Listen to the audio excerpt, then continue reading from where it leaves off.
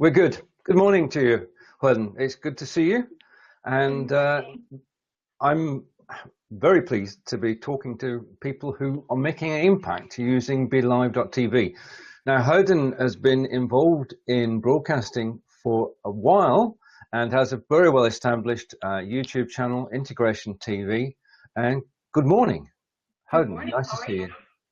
Right. Now, I've got a few questions to start off with, and then we can go into a general discussion. My first question is, what inspired you to start your work on live video?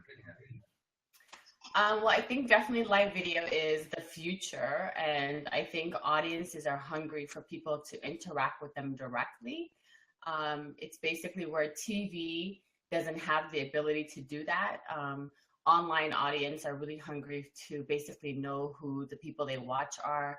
They want to talk back to you. They want to figure out questions, answers. So I think it creates a platform where live streaming now is the future. Indeed, I can agree on that. The live streaming is, Facebook have put a lot of effort into making live streaming on Facebook Live possible. And you basically came direct onto BeLive.tv and made an impression straight away. Now, in terms of the market you're in, the niche market you're in, how does BeLive help you? BeLive, I think, gives us the opportunity. Like, for instance, like, I get to be on Canadian television across. However, when I started like with that, it changed my audience, because the audience now is not just in Canada, it's all over the world.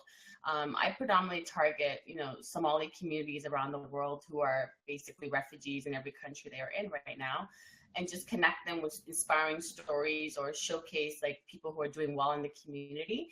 So I think BeLive gives this opportunity now where it's like you are basically in front of your audience and creating your own community, and you don't need that with the power of broadcasting. You need it more with the niche marketing. Yeah, in fact, BeLive TV helps us to make our audience from viewers into participants. We can take questions and answer those questions, can't we? People can get involved. Yeah.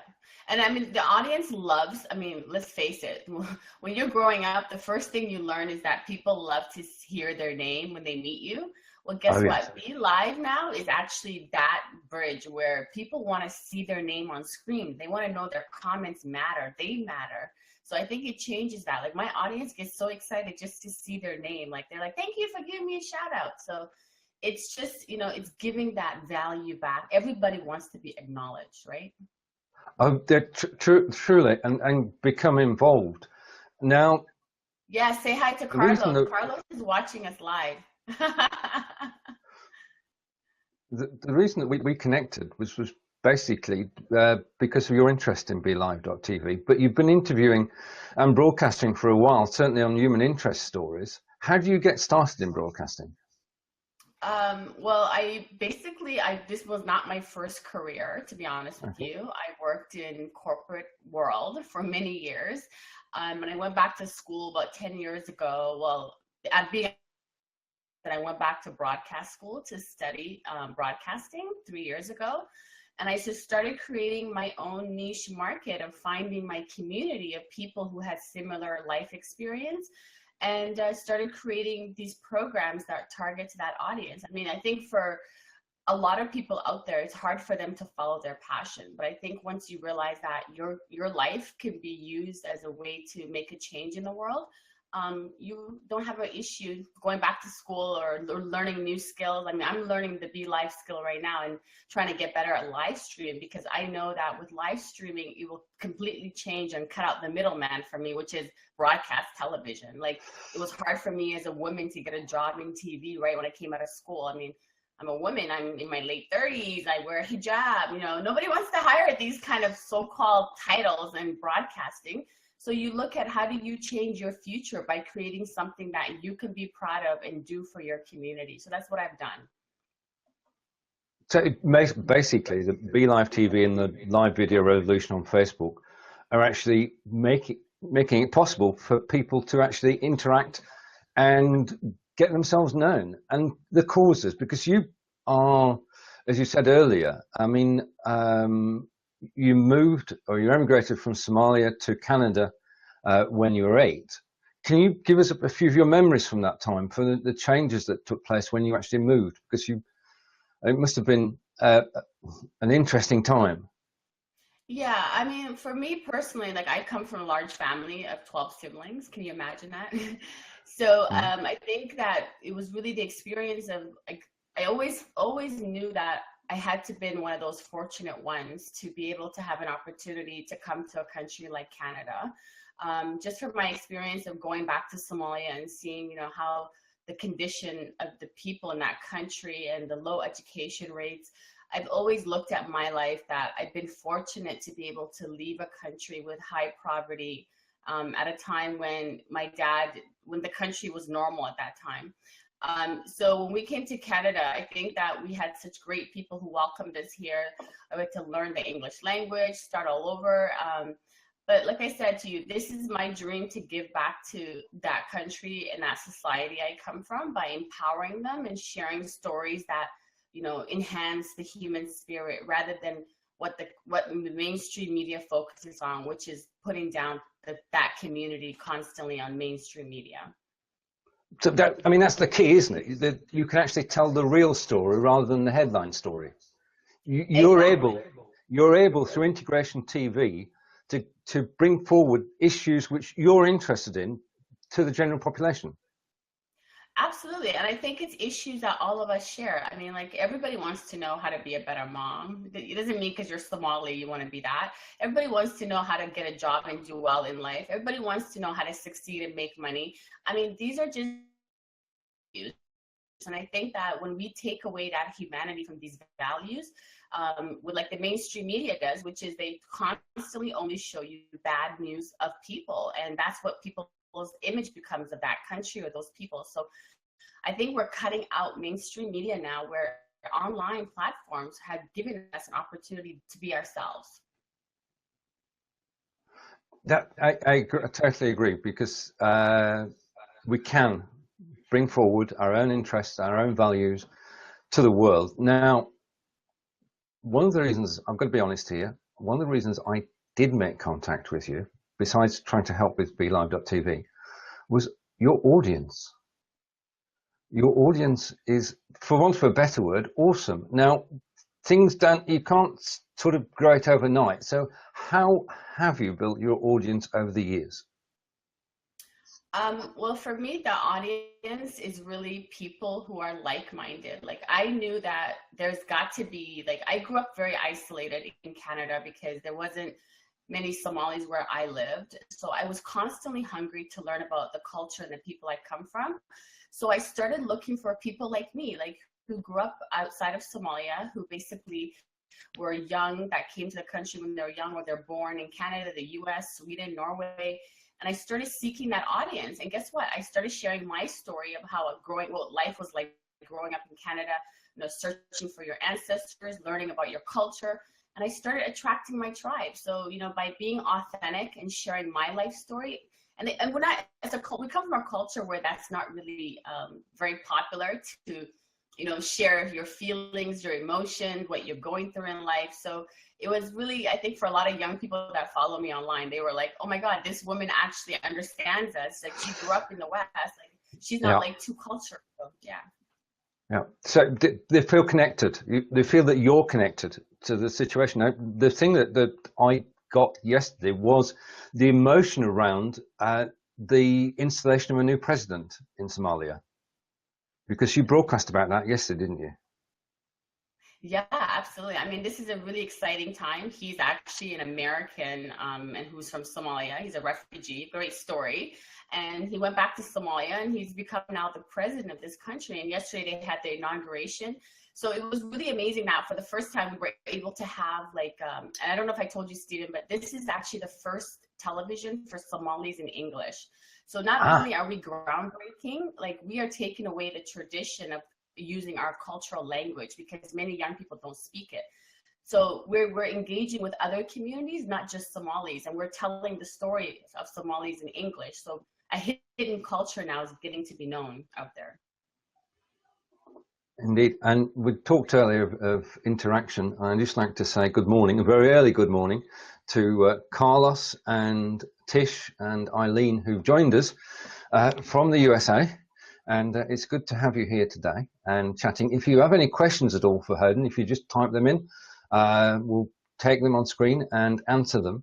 And Elizabeth is right. We're joined by the UK as well, so we've gone international now. Elspeth is saying, very good advice. Your audience is people like you. I think that, yeah, we do attract an audience which is similar to our own views, don't we? Yeah, no, I think once you figure out your niche, you have to learn that people follow people they like. I mean, if people don't like you and they're following you, something's wrong with them, number one. But if you are a person who is sharing a life story or similar life experience, I mean, I'm no different than a Tony Robbins who has his tribe of people, so this is what it's about. It's like creating these tribes online of people that believe what you believe and want the same in the world. And just interactive TV. Good morning from Scotland, and good morning to Michelle from England as well. It's good to have everybody watching and interacting. And if you have any questions at all, then please do type them in. Hodan, how do you see BeLive TV going forward? What would you like to see happen? I would love to see the platform expand. I think that it's an important tool for a lot of people that are like for me, I'm a natural interviewer. Like I don't need a script. So for people like me who are, spontaneous, on the spot, can come up with questions to, connect with their audience, this is a great platform. And like I said, like we don't need to be on television. And with BeLive, I think what they need to focus on is really expanding into niche markets. I mean, right now, Africa is the largest growing market for Facebook Live, like Facebook period, So if that's like a core market, these are people who are not necessarily having their communities shown on media. So I think if we can start maybe training different communities into this platform and sharing with them, it would be amazing. I think that's the key, isn't it? That whilst the system is simple to use, people do need training in using it. Yes. So reaching out to people and showing them how they can go live on Facebook Live using BeLive. That was quite a mouthful. I didn't. But we can facilitate this, can't we? We can make it easy for people to go live in their local community, because as you say, you're the first English language broadcast TV in Somalia on a regular basis. And the youngsters of Somalia, they would naturally speak English, wouldn't they? So there is a great market for English television within Somalia. Oh yeah, I mean, Somalia is actually, the youth are very educated. A lot of them go to, that's another thing too, a lot of the youth that follow me on the internet, they're not necessarily people inside of Somalia. They live in Sudan, go to schools in Malaysia, they go to schools in China, in medical school. I mean, these are thousands of Somalis that are scattered around the world in different educational institutions around the world, right? And then I have my core market of Canada and the US and the UK. But predominantly, I think that it's, if we can, I've already seen a lot of my followers using the platform online already. So, which shows you that people are very interested in this type of, platform to share their stories. Yes, I mean, I agree. In the UK, we've got a slow take up, and it's the US is where, and Canada is where the greatest take up is and the biggest audience is. But I think that's going to change over time, don't you? Do you feel the same? With BeLive or with us? With live BeLive, obviously, but. Well, I mean, the US and Canada and most industrialized countries have better internet, right? So internet is very important, and high-speed internet to do live interviews. So yeah, of course, they're going to be the highest adopters at first. But I think for sure that, with technology, I would like to see this platform also go into more of also like learning how to integrate, the logo thing's kind of cool.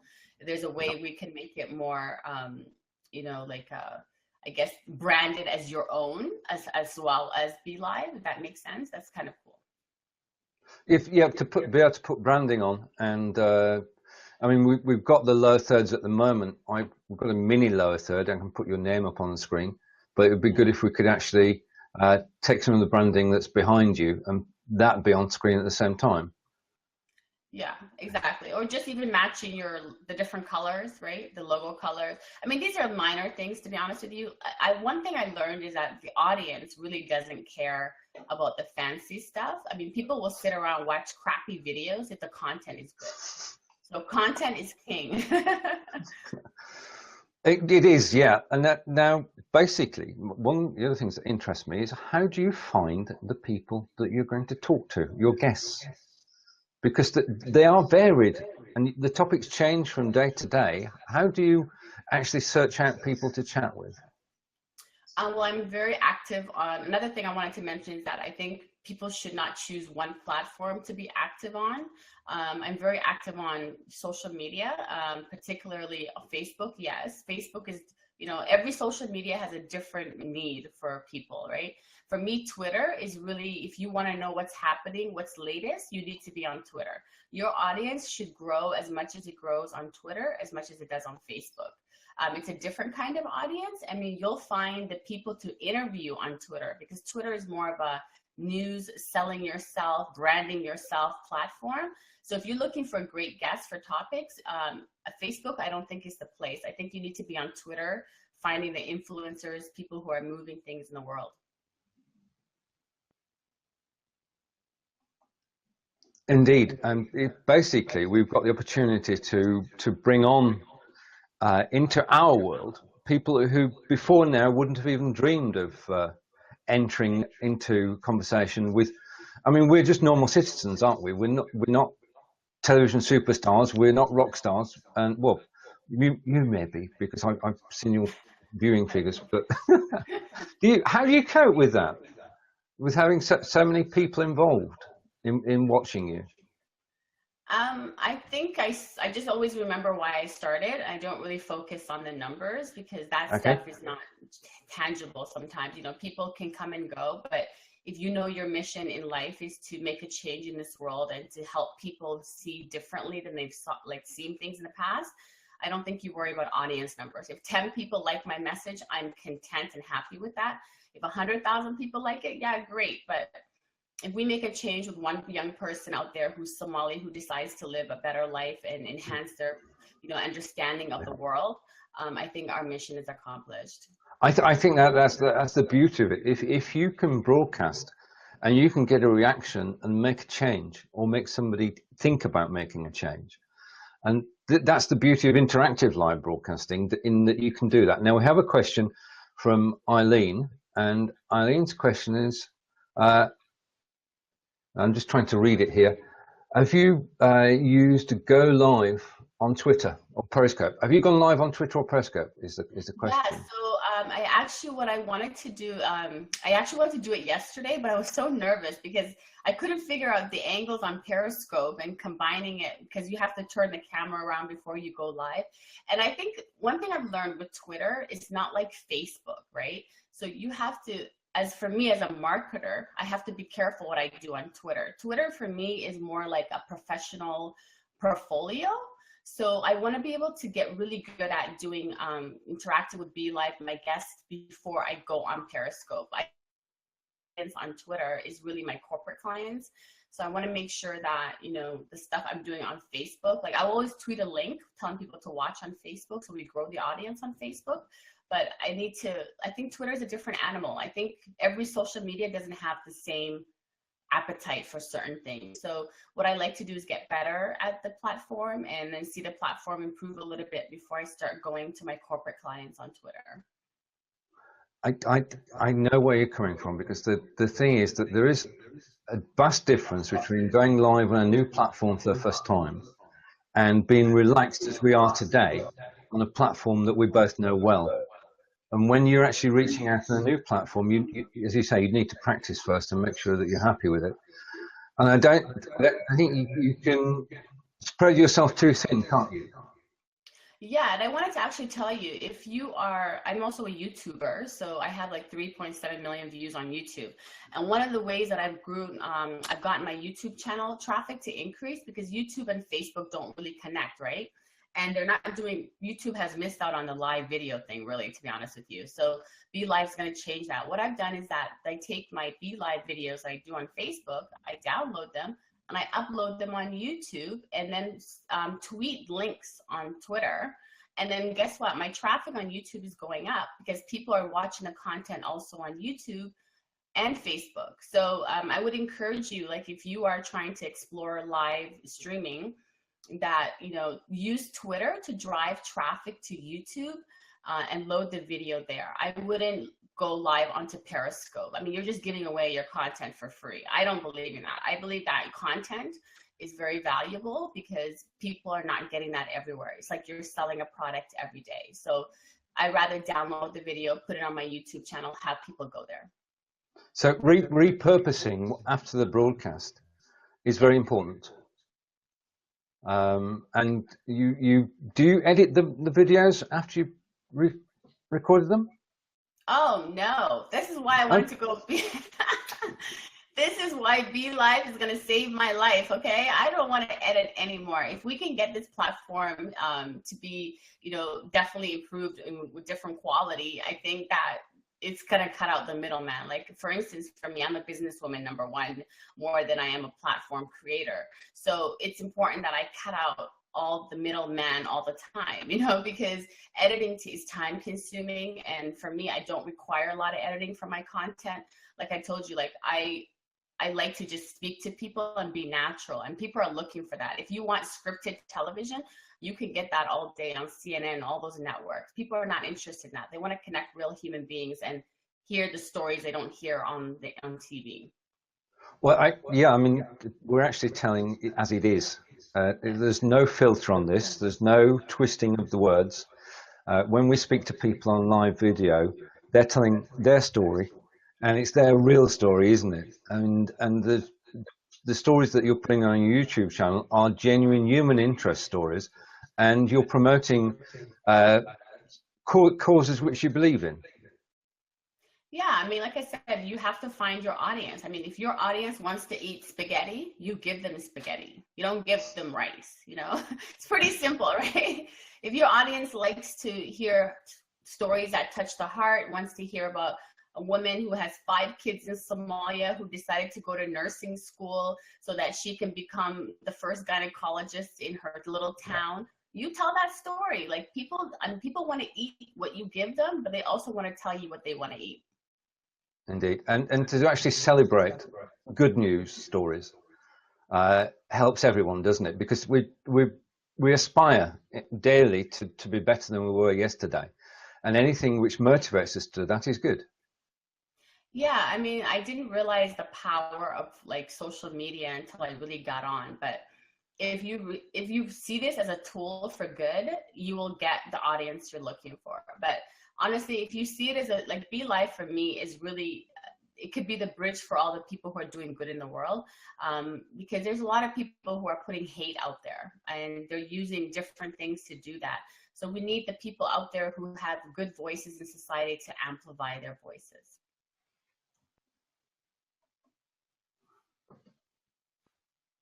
I'm lost for words now because you've said everything perfectly. Right, if anybody has any questions or observations, then please make them. Quite enjoying this chat. I think that it's fascinating that we can go live to a global audience and spread the good news and the stories and help people, because helping people is well. And I presume that's why you're here too. Yeah. I think that helping people is, you know, like I said, it's good to help, right? But we all can help differently. I mean, just sharing people's stories can heal wounds for other people, and we can, you know, help other people, you know, come into, I guess, alignment of who they are in this crazy, chaotic world that we live now. And I think that's important.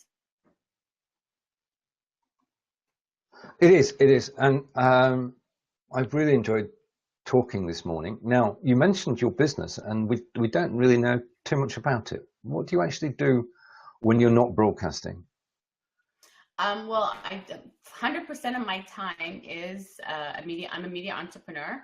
So I have clients that buy advertising on my TV show, which I sell into my TV programming. And then I endorse different products around the world. I also have I have a documentaries that I do for various corporations and governments about projects that they're doing around the world to help change lives. So that's my business. I mean, I'm pretty much all about, like, if you're doing something good, I want to be able to contribute to that. Right. Yeah, that's the thing that I did notice is that, and a lot of people watching this today will be interested as to how you actually manage to involve people in advertising in your shows. I think the first thing is how I started it, you mean? Yes, yes.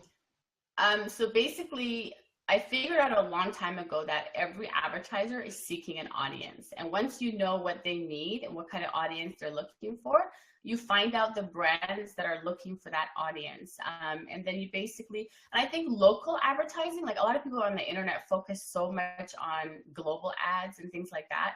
But I think start with the city that you live. Like, find people in your city, because it's easier to do business with people that know you and see you. Who want to maybe be part of the programming that you're doing with your shows, and see if they want to mention, see if they want to take part, you know, because a lot of times people just, if you don't ask, you don't know. Very true, very true. So start local and then build out from there. But you have to make sure that the content is in line with their ethos, don't you? I think that too, but I think more importantly, you need to find out what they need. Like, if I know that, like, for instance, like, let me give an example. Let's say there's a local store. Like the other day I went to a local store. This is so ironic, right? Okay. I went to a local store. I just did a live video from the store onto my Facebook, and the gentleman, he sells, I guess, hijabs, but I didn't know that this is what they call a hijab. And he sells them at such a low price compared to all the other retailers that I visited. So when I did the Facebook Live, that was his need to reach women like me who wear this garment. And next thing I know, he's like, oh my God, so many people came to my store after you were here and buy from me. So now I will consider advertising with you. So I think it's also finding the people that have a need for your services and going above and beyond and providing a service to them, because you don't have to necessarily always ask first. Why don't you do for somebody first? Ah, right. Okay. So okay. I think we're getting a very good picture now, and an idea as to how we can approach that. Now, what do you enjoy about broadcasting? I love connecting with different people around the world. I love the fact that it's engaging. I'm a talker, so I don't know if you can tell. But talking and just getting to know other people, like I said, it's immediate. Like when you're on Facebook, when I go on Facebook, I feel like I get a rush from it because I'm interacting with my audience. It's no different than being on television, but you're actually seeing their feedback. They want to know more. They want to talk to you about the hot story. You get an instant rush of like that connection, that human connection that we all seek out there. I love it. And that comes across in all your broadcasts, and that's why people are watching you, because you are involved, you're educating, you're informing and entertaining, and it's just wonderful to actually watch you enjoying yourself but informing people at the same time. Yeah, I mean, that's what it's about. Passion wins every time. If you don't have passion for what you're doing, don't do it. Don't get into live streaming thinking that you're in it for the money or to do this because you want to have fame. If you don't like the topics that you're talking about, if you don't like the stuff that you're engaging your audience with, people will figure that out. They will figure out you're phony. They will figure out that you're not real. So you have to be able to enjoy what you're doing when you're doing live streaming. I think, yeah, being genuine.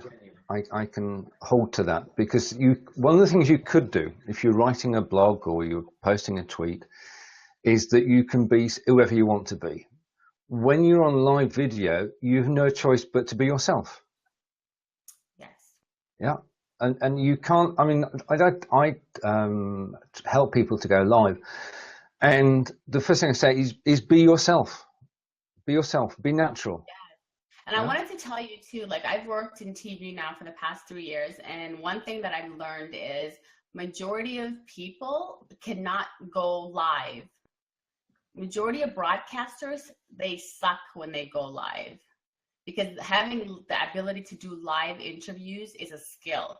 And if you as a live streamer can master that and learn how to improvise, how to ask quick questions, how to be engaging, you will cut out 99% of media personalities in the world, and you'll develop your own audience based on your personality. I mean, we have, for once in the history of time, like television no longer has the value it had. I mean, even advertisers are starting to see that.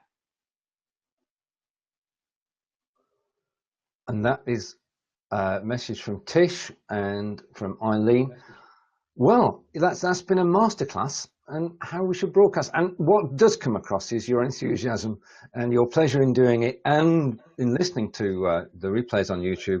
Your guests get really involved, and so do your audience. So thank you for joining me this morning.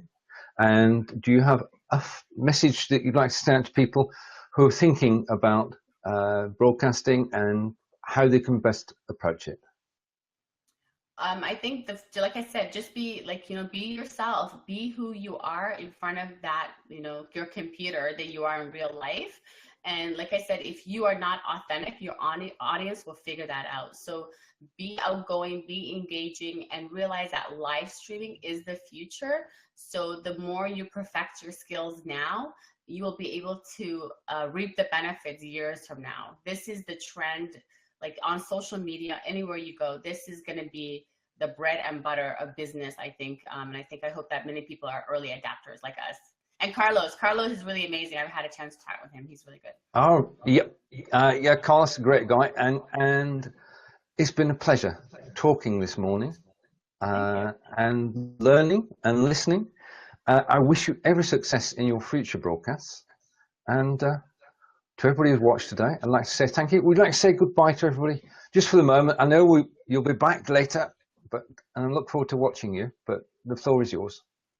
Thank you, guys. Thank you so much, Steven, for the opportunity. It's been a pleasure meeting you. And might I say that you are fascinating, man. Like, honestly, when I was watching some of your stuff and how you're interactive on teaching people technology, it's just amazing, because that's not the image people have of someone that is, so engaged with technology. So I commend you. Thank you. And to everybody who's watched today, I just want to say thank you to Eileen, Tish, Carlos. And if we've not mentioned your name, then obviously one of the things that I concentrate on, I think you do as well, is that when the broadcast finishes, that's not the end of it. I mean, we upload to YouTube, and then we get in contact with the people who've been talking to us. And this is, as I'm about to find out later this week, net friending, social networking at its best. And today and this morning has been wonderful. Hodan, thank you. And thank you to everybody who's watched. We'll see you again later. Bye. Okay. Bye for now.